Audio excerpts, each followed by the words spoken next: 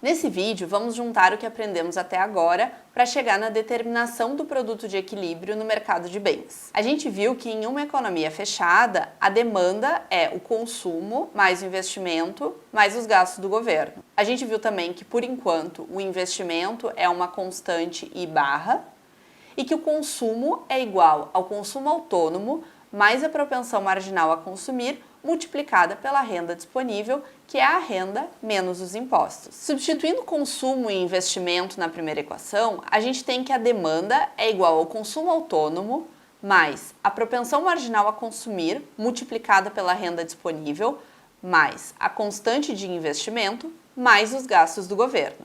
Ou seja, a demanda por bem Z depende da renda Y, dos impostos T, do investimento I barra e dos gastos do governo G.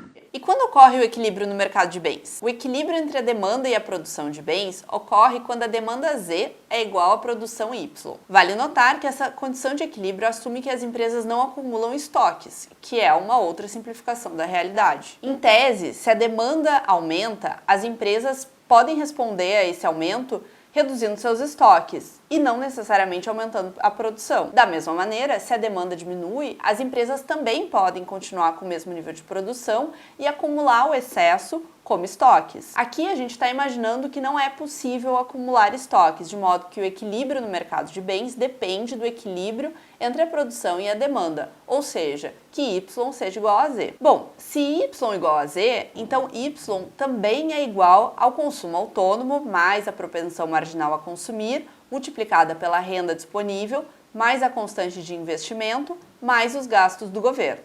Esse é o nosso modelo.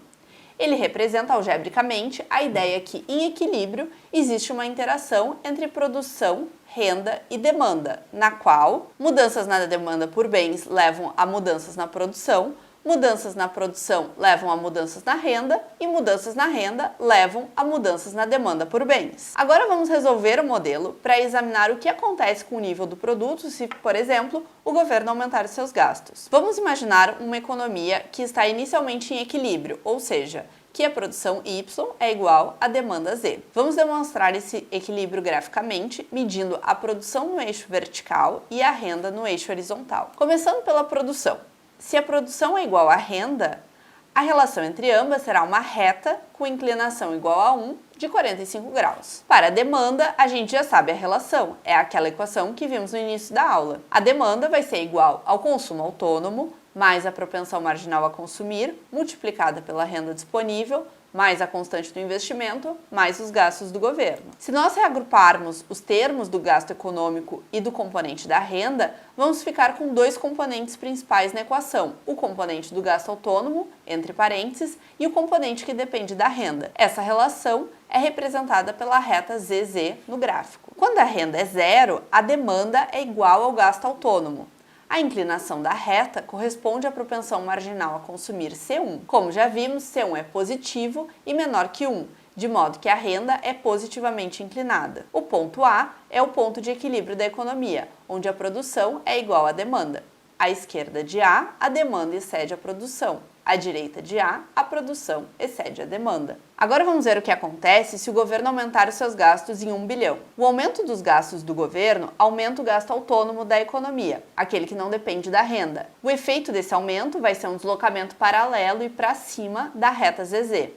Essa nova reta a gente vai chamar de ZZ'. Com esse deslocamento, o produto de equilíbrio se desloca de Y para Y' e o ponto de equilíbrio de A para A'. Note que o aumento da produção de Y para Y', que podemos medir tanto no eixo vertical quanto no eixo horizontal, é maior do que o aumento inicial do consumo autônomo. Isso acontece devido ao chamado efeito multiplicador. Vamos voltar à nossa equação de equilíbrio e reorganizá-la para demonstrar o multiplicador. Ainda que o foco do curso não seja a demonstração matemática, é interessante a gente ver de onde que vem a ideia do multiplicador. Bom, começamos pela equação original, subtraímos C1y, reescrevemos o lado esquerdo da equação e, por fim, dividimos por 1 menos C1. E assim chegamos à equação que mostra o multiplicador. Nesse rearranjo, a primeira parte da equação vai ser o chamado multiplicador e a segunda parte é o componente do gasto autônomo. Como a gente viu, a propensão marginal a consumir C1 está entre 0 e 1. Então, 1 sobre menos C1 é um número maior que 1. Por esse motivo, esse número multiplica o gasto autônomo. Por isso, quando o governo aumenta os gastos em 1 bilhão, o efeito no produto é maior do que 1 bilhão.